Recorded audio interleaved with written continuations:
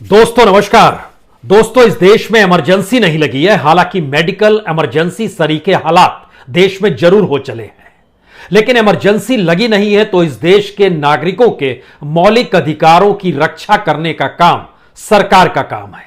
और अगर उसमें रुकावट आती है, अगर उसका हनन होता है, तो नागरिकों के पास यह अधिकार है कि वह इस देश की सुप्रीम कोर्ट का दरवाजा खटखटाए और उस रिट याचिका पर अगर यह साबित हो जाए कि लोगों के जीने के अधिकार को भी छीना जा रहा है, तो उसके बाद सुप्रीम कोर्ट बाध्य है कि इस देश की सत्ता को नोटिस दे दे।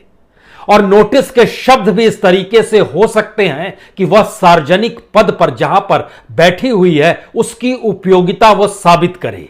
इतना ही नहीं, इसे रिट ऑफ क्यू वारंट कहते हैं। इसमें पूछा जा सकता है कि किन प्रमाणों के द्वारा वह उक्त पद पर आसीन रहने को अधिकार का समर्थन करता है, या फिर किन प्रमाणों के आधार पर यह निश्चित किया जाए कि उस पद पर आसीन रहने का वास्तविक अधिकार उसे प्राप्त है। यानी कॉन्स्टिट्यूशन ने नागरिकों को यह अधिकार दिया है और सुप्रीम कोर्ट को भी यह अधिकार दिया है कि अगर कॉन्स्टिट्यूशन में दर्ज मौलिक अधिकारों का हनन इस देश के भीतर में होता है तो फिर इस देश की सत्ता को इतने कड़े नोटिस भेजे जा सकते हैं जहां पर सवाल उसके होने पर ही उठाया जा सकता है। लेकिन मौजूदा वक्त में इस देश की सुप्रीम कोर्ट खामोश है। मौजूदा वक्त में इस देश की सुप्रीम कोर्ट हाई कोर्ट को भी उसको अपने अधिकारों के तहत काम करने से रोक रही है। मौजूदा वक्त में इस देश के लोगों के सामने, नागरिकों के सामने जो जीने के अधिकार के सवाल थे और जीने के अधिकार के सवाल के साथ चिकित्सीय अधिकार का भी बात का जिक्र कॉन्स्टिट्यूशन में किया गया है, उस पर भी अगर हर कोई आंख मूंद लेगा तो इस देश में रास्ता बचेगा क्या? हमें लगता है कि आज संविधान, नागरिकों के अधिकार और सुप्रीम कोर्ट और सत्ता, इन चार पिलर्स की चर्चा करने की जरूरत है, क्योंकि जब कॉन्स्टिट्यूशन बनाया जा रहा था तो आर्टिकल 32 को लेकर बाबा साहब अंबेडकर ने कहा था यह आर्टिकल इस देश के संविधान की आत्मा है, उसका हृदय है। और उसकी सबसे बड़ी वजह यही थी कि संविधान जिस हक को अपने नागरिकों को देता है उस पर अगर आंच आ जाए तो आर्टिकल 32 के तहत सुप्रीम कोर्ट का दरवाजा खटखटाने का अधिकार इस देश के नागरिक को है और सुप्रीम कोर्ट बाध्य है उसके बाद नोटिस सत्ता को देने के लिए। लेकिन हो क्या रहा है और हुआ क्या है, हमें लगता है इसे जरा सिलसिलेवार तरीके से समझ लीजिए, क्योंकि आर्टिकल 32 एक लिहाज से इस देश के जो भी मौलिक अधिकार हैं, जो भारत के प्रत्येक नागरिक को संविधान द्वारा मिले हैं, उसको लागू कराने के लिए सर्वोच्च न्यायालय के समक्ष याचिका दायर करने का अधिकार इस देश के हर नागरिक को आर्टिकल 32 देता है। लेकिन सुप्रीम कोर्ट ने इस दौर में किया क्या? जितने भी मामले हाई कोर्ट में चल रहे थे उन तमाम मामलों को लेकर सुप्रीम कोर्ट ने कहा कि अब हम इसकी सुनवाई खुद करेंगे। उसने सुओ मोटो, यानी कोई उसके पास आया नहीं था, क्योंकि यह अधिकार जो मौलिक अधिकारों का हनन होता है, यह अधिकार हाई कोर्ट के पास भी है, संवैधानिक अधिकार भी है और कानूनी अधिकार भी है हाई कोर्ट के पास।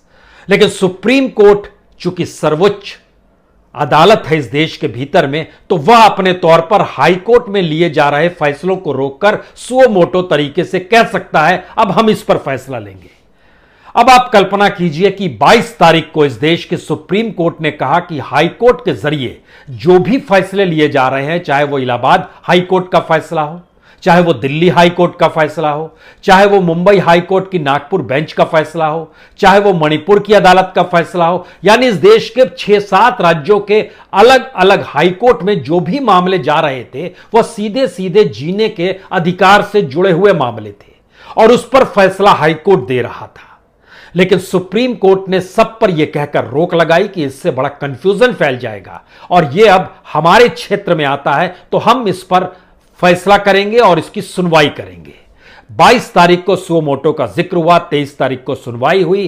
केंद्र सरकार से पूछा गया आपके पास कोई नेशनल प्लान है या नहीं है, ऑक्सीजन को लेकर, मेडिसिन को लेकर, वैक्सीन को लेकर, लॉकडाउन को लेकर। यह सारी परिस्थिति कहते कहते लॉकडाउन को लेकर एक बात का जिक्र सुप्रीम कोर्ट ने 23 तारीख को ही किया कि लॉकडाउन का अधिकार राज्य को है, अदालत नहीं लगा सकती है, क्योंकि इलाहाबाद हाई कोर्ट ने लॉकडाउन का ऐलान किया था कि 6 जिलों में आपको लगाना चाहिए। लेकिन बात इतनी भर नहीं है। सवाल यह है कि अगर इस देश के भीतर में आर्टिकल 32 सुप्रीम कोर्ट को यह अधिकार भी दे रहा है और नागरिकों को भी अधिकार दे रहा है, तो ऐसे वक्त में जहां जहां इस देश की राजनीतिक सत्ता के सामने मुश्किल आई, उस वक्त में देश की सुप्रीम कोर्ट ने सत्ता को बचाने के लिए कहीं अपने सुओ मोटो के जरिए सत्ता के लिए ढाल का काम तो नहीं किया, और मौजूदा वक्त में कहीं यही तो नहीं हो रहा है, क्योंकि 22 तारीख को सुओ मोटो लेने के बाद अब अगली सुनवाई जो है वो 27 तारीख को है, यानी मंगलवार को है।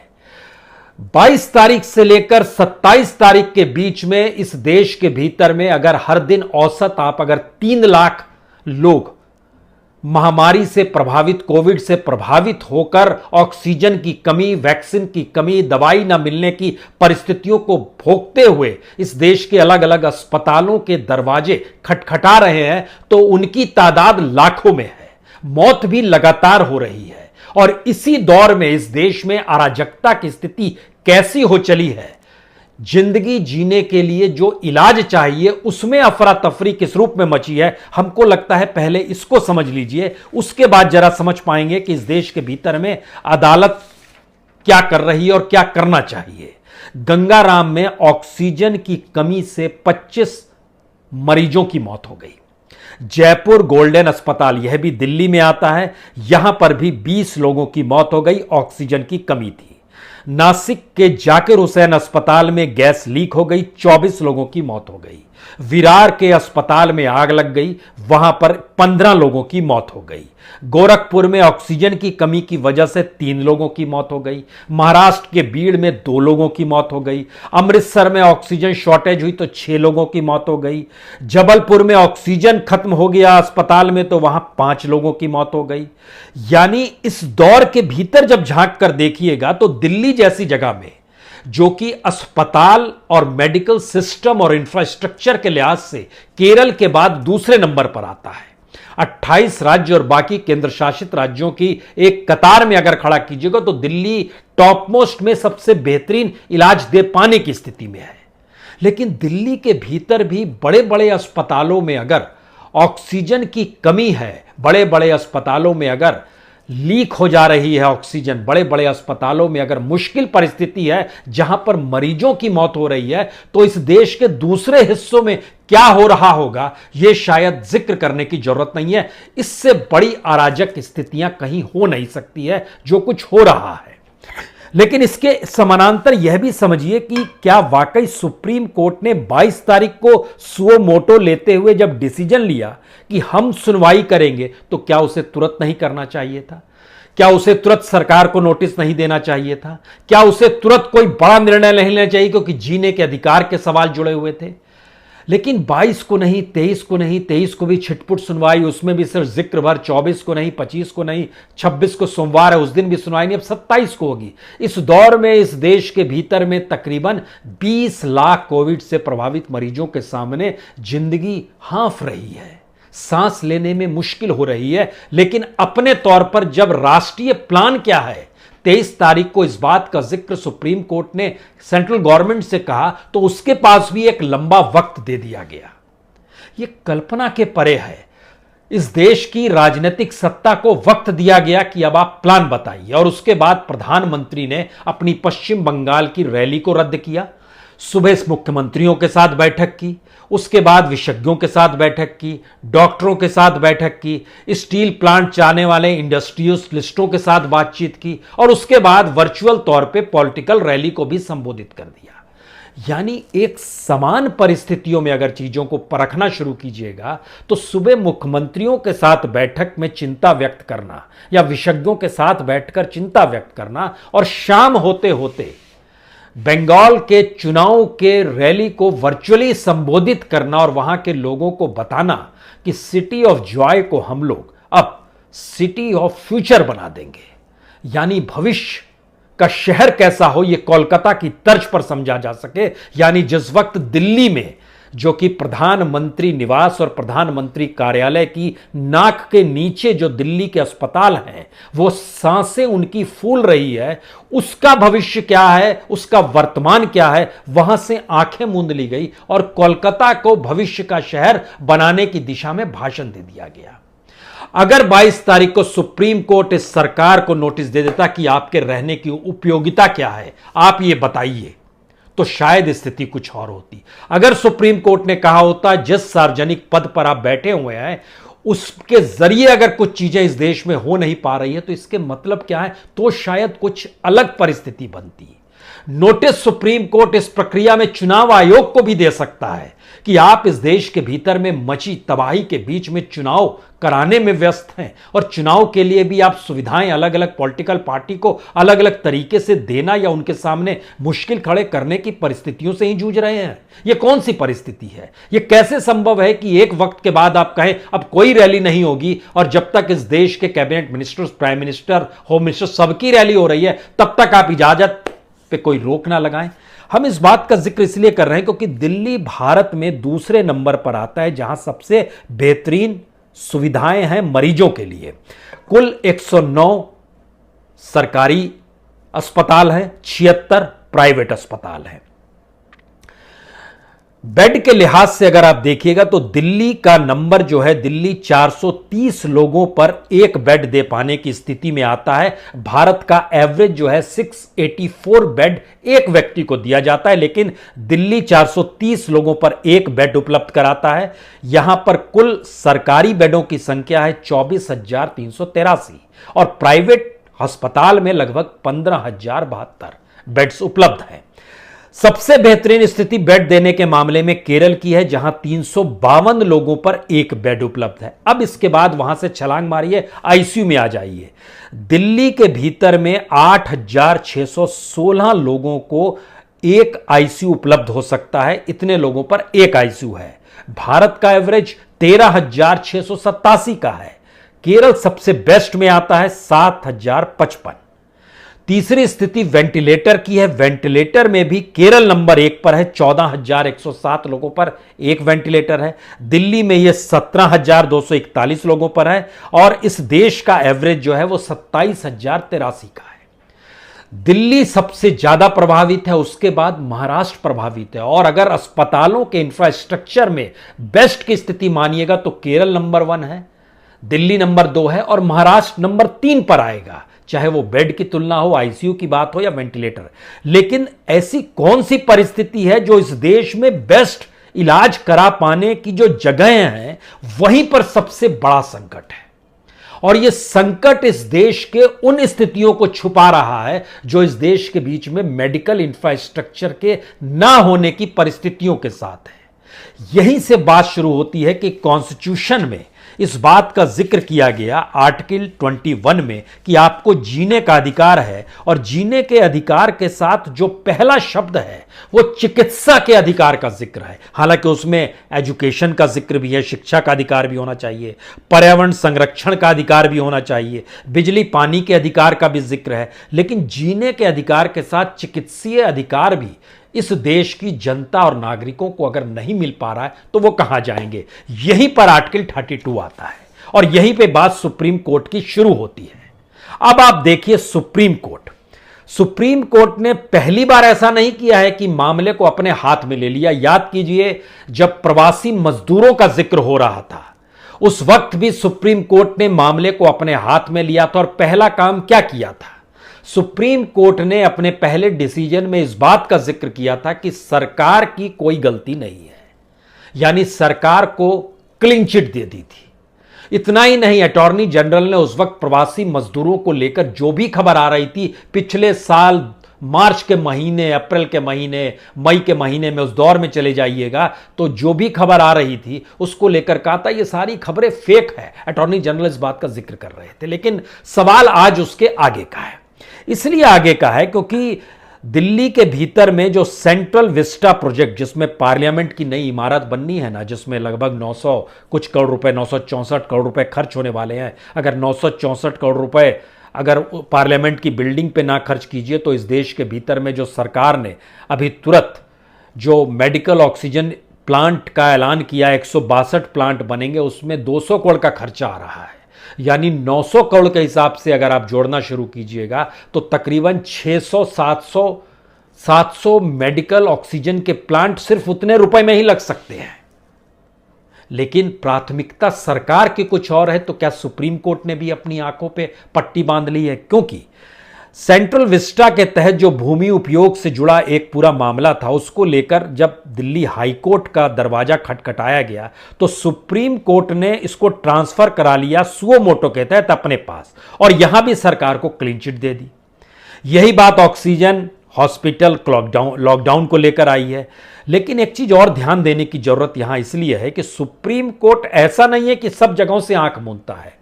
याद कीजिए, जिस वक्त एक सुप्रीम कोर्ट के अनुच्छेद 32 के तहत जब मामला एक आया और मौलिक अधिकारों को लेकर सवाल खड़े किए जा रहे थे, तो सुप्रीम कोर्ट सुनवाई कर रहा था हाथरस मामले को गए केरल के एक पत्रकार के मामले को लेकर, जिसमें हैबियस कॉर्पस के तहत फाइल किया गया था। उस समय जस्टिस बोबड़े थे, चीफ जस्टिस बोबड़े थे, अब तो वो रिटायर हो गए हैं। उस समय उन्होंने क्या कहा था? उन्होंने सुनवाई करते हुए, जो पत्रकार के मामले में सुनवाई थी, उन्होंने कहा सुप्रीम कोर्ट में अनुच्छेद 32 के तहत दायर याचिकाओं की भरमार है और लोग अपने मौलिक अधिकारों के हनन की स्थिति में संबंधित हाई कोर्ट के पास जाने की बजाय सीधे सुप्रीम कोर्ट के समक्ष याचिका दायर कर रहे हैं, जबकि संविधान का अनुच्छेद 226 के तहत हाई कोर्ट को भी ऐसे मामलों में रिट जारी करने का अधिकार प्रदान किया गया है। यानी जहां सुप्रीम कोर्ट को लगा कि इस मामले को हाई कोर्ट के हवाले कर दिया जाए, उसने उस दिशा में कह दिया। जहां पर लगा हाई कोर्ट, जो कि अपने राज्य की परिस्थिति को कॉम्पिटिबली बेहतर समझता है, बेहतर तरीके समझता है, वहां पर उसके मामले को इसलिए अपने हाथों में ले लिया क्योंकि अगर हाई कोर्ट फैसला देने लगेंगे तो इस देश की तमाम चुनी हुई सरकार कटघरे में खड़ी हो जाएगी।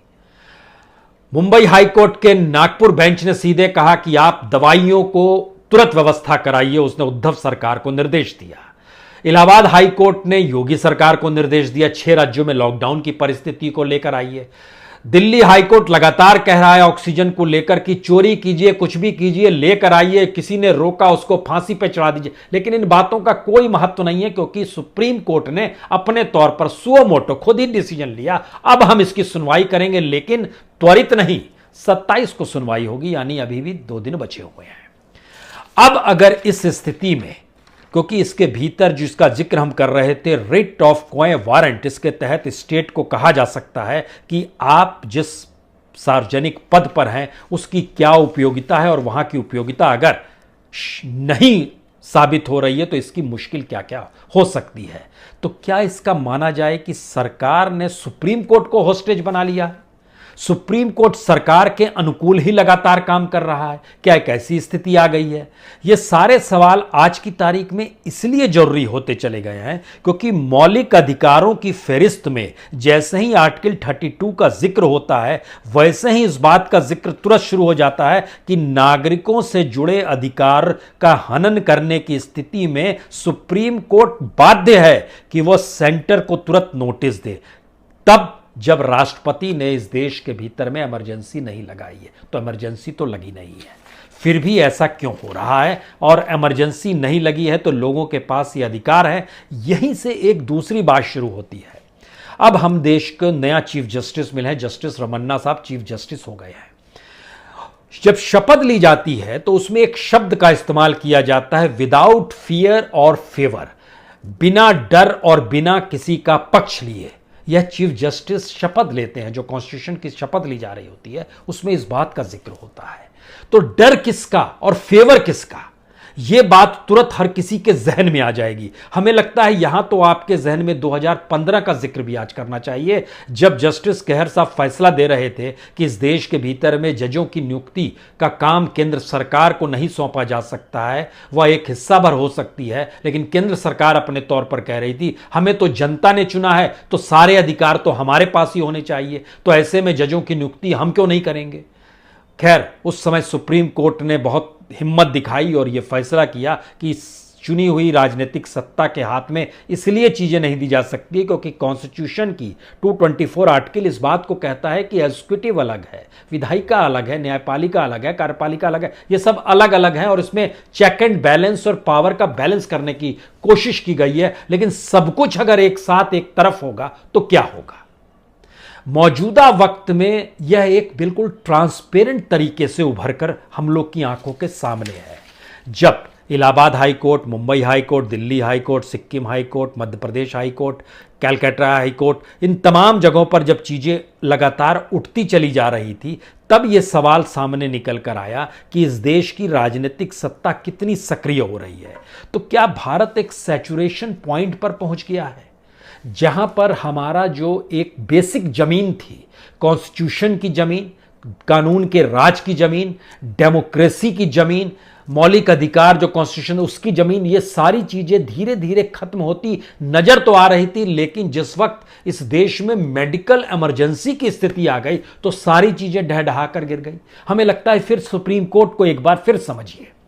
सुप्रीम कोर्ट के भीतर याद कीजिए, चीफ जस्टिस दीपक मिश्रा जब थे, जनवरी 2018 में 4 जस्टिस निकल कर आए थे, चलमेश्वर साहब के घर पर गए थे, जस्टिस चलमेश्वर साहब के घर पे 4 जस्टिस बैठे। इन्होंने किन बातों का जिक्र किया जनवरी 2018 में, और जो शब्द का इस्तेमाल किया, डेमोक्रेसी इन डेंजर। इस डेमोक्रेसी इन डेंजर के शब्द के इस्तेमाल के साथ यानी लोकतंत्र खतरे में है, लोगों के चुनाव और वोटिंग पावर का सवाल नहीं था। सुप्रीम कोर्ट के ऑर्गेनाइजेशनल स्ट्रक्चर और जो वहां पर अलग अलग मामले सौंपे जाते हैं जजों को लेकर, उसको लेकर यह पूरा मामला था। इसको कह सकते हैं हम जो रोस्टर का मामला था, यानी उसके जरिए भी इन्होंने देखा कि कहीं डेमोक्रेसी खतरे में तो नहीं है, क्योंकि जो रोस्टर का मामला था उस रोस्टर के तहत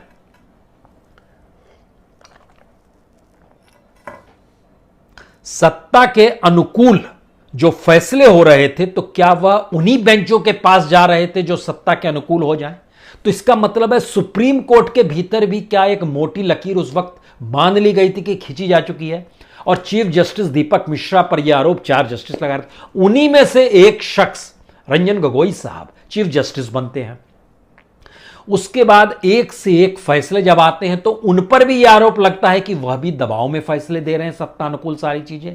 और उसके रिटायर होने के 3 से 4 महीने के भीतर वो पार्लियामेंट में सरकार द्वारा मनोनीत कर दिए जाते हैं। यानी उस समय 4 जजेस को बैठना पड़ा, बताना पड़ा कि डेमोक्रेसी इन डेंजर है। उसके बाद जब दूसरे चीफ जस्टिस आए जो उसी में से निकले हुए थे, उनके पीरियड में वो पार्लियामेंट जब चले गए तो खुले तौर पर यह एनालिसिस होने लगा कि जो फैसले थे सत्तानुकूल इसलिए थे क्योंकि आपको रिटायरमेंट के बाद सत्ता से कुछ चाहिए था। यह दूसरी स्थिति हुई। तीसरी स्थिति जब चीफ जस्टिस बोबड़े हो गए, तब उस समय इस बात का जिक्र होते चला गया कि वे सुओ मोटो, चाहे वो प्रवासी मजदूरों का जिक्र हो, चाहे अब ऑक्सीजन का जिक्र हो, चाहे सेंट्रल विस्ता का जिक्र हो, और इतना ही नहीं, हमें तो लगता है कि किसानों का जिक्र भी यहां कीजिए। किसानों को लेकर भी जो कमिटी बनाई गई, उस कमिटी को पूछने वाला कौन है? यानी सुप्रीम कोर्ट द्वारा बनाई गई 5 सदस्यीय कमिटी में से एक सदस्य ने तो तुरंत छोड़ दिया साथ, बाकी 4 के पास कोई जा नहीं रहा था। ये सारी परिस्थितियां क्या बतलाती हैं कि क्या सुप्रीम कोर्ट सत्तानुकूल हो गया है या सत्ता ने अपना बंधक बना लिया है सुप्रीम कोर्ट को? एक ऐसी परिस्थिति इस देश में आ गई है। उसके बाद की स्थिति, हाई कोर्ट जिन फैसलों को देता है उसका राजनीतिक सत्ता मानने को तैयार नहीं है। वो हैंडीकैप जब जब होती है तो पहुंच जाती है सुप्रीम कोर्ट में, सुप्रीम कोर्ट को ढाल बना लेती हैं हाई कोर्ट में अगर उनके खिलाफ फैसले आ गए हैं तो तो ये सारी परिस्थितियां धीरे धीरे डेवलप हुई है 2018 के बाद से। अगर आप देखना समझ शुरू कर रहे हैं, या 2015 को भी आप लकीर खींच सकते हैं, जब जजों की नियुक्ति का सवाल था, उस समय भी जो कॉलेजियम को लेकर जो झगड़े चल रहे थे, ये सारी चीजें बतलाती हैं कि एक के बाद एक भारत की परिस्थिति धीरे धीरे सैचुरेशन पॉइंट पर चली गई। धीरे धीरे पुलिस राज में चीजें कन्वर्ट हुई, धीरे धीरे इकोनॉमी में कन्वर्ट हुई, धीरे धीरे प्रॉफिट बेस्ड इकोनॉमी में कन्वर्ट हुई, धीरे धीरे कॉरपोरेट में कन्वर्ट हुई, और धीरे धीरे ऐसी स्थिति इस देश के भीतर में आ गई कि जो बेसिक इंफ्रास्ट्रक्चर जिसके आधार पर इस देश के नागरिकों को मौलिक अधिकार दिए गए, जिसमें जीने का अधिकार तो प्रथम है आर्टिकल 21 के तहत, उसकी रक्षा तो दूर की बात है, उसको मिलने वाला अगर बेसिक इंफ्रास्ट्रक्चर भी इस देश में लापता हो जाएगा तो फिर देखेगा कौन। और मन मुताबिक, सुविधा मुताबिक एक डेट अगर निर्धारित भी कर गई, और इस बीच में इतनी बड़ी तादाद में जो लोगों की मौत होती चली जा रही है, वो भी सिर्फ दिल्ली जैसी जगह से खबर आती है, महाराष्ट्र से खबर आती है। पिछड़े ग्रामीण छिटपुट इलाकों से अभी जानकारी नहीं आ पा रही है, जहां पर इंफ्रास्ट्रक्चर नहीं है हमारे यहां मेडिकल का। डिस्ट्रिक्ट हेडक्वार्टर से निकलते ही हमारे यहां मेडिकल स्ट्रक्चर पूरा का पूरा प्राथमिक स्वास्थ्य केंद्र पर आकर टिक जाता है, जहां एक बेड भी नहीं होता है। यह स्थिति के भीतर में क्या इस देश में रास्ता बचता क्या है, और किसका दरवाजा कौन खटखटाएगा और कैसे खटखटाएगा, अगर सुप्रीम कोर्ट भी आर्टिकल 32 के तहत सत्ता को नोटिस देने से घबराएगी या उसके लिए सेफ पैसेज बनाने की स्थिति में लग जाएगी, तो जिम्मेदारी होगी किसकी। और इस पूरे प्रोसेस में अगर देखिए तो जगह जगह जो खबरें आती हैं कि ऑक्सीजन यहां लूट लिया गया, या अब मरीजों को कहा जा रहा है कि आप अपने ऑक्सीजन को लेकर आइए, तो आप कल्पना कीजिए कि भारत की स्थिति क्या है। आधुनिकतम टेक्नोलॉजी के साथ दिल्ली में प्राइवेट और गवर्नमेंट दोनों अस्पताल हैं, लेकिन ऑक्सीजन की जब कमी महसूस हुई और उसको लेकर कोई इंफ्रास्ट्रक्चर नहीं है कि एक सिस्टमेटिक तरीके से चीजें डेवलप हो, तो मरीजों से कहा गया आप सिलेंडर लेकर आइए, और पूरी टेक्नोलॉजी को रोक दिया गया। हर अस्पताल में वो जो सिलेंडर लेकर आएगा उसको बेड पर लटाया और उसके जरिए पाइप लगा दी गई, यानी बेसिक इंफ्रास्ट्रक्चर भी अस्पतालों से गायब होने लगा। तो डॉक्टर रोएगा नहीं तो क्या करेगा, उसकी आंखें डबडबाएंगी नहीं तो क्या होगा। ऐसी परिस्थिति और ऐसी बेबसी और ऐसी त्रासदी इससे पहले तो कभी नहीं थी इस देश के भीतर में, और अगर नहीं थी तो फिर सुप्रीम कोर्ट की भूमिका क्या इससे पहले नहीं थी? यकीनन थी।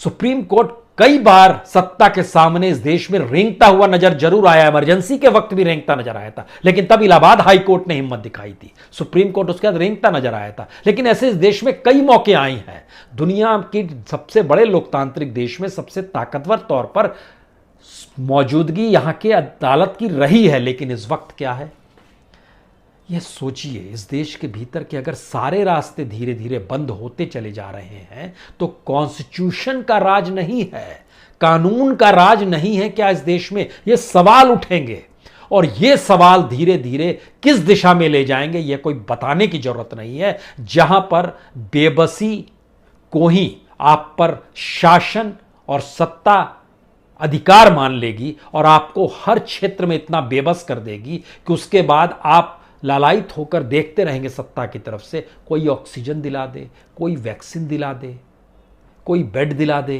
कोई वेंटिलेटर दिला दे, कुछ भी दिला दे, 2-5 किलो अनाज ही दिला दे। इन सारी चीजों के लिए जो आपके बेसिक अधिकार क्षेत्र में आता है वह भी स्टेट छीन लेगा, तो फिर बचेगा क्या? सोचिए जरूर।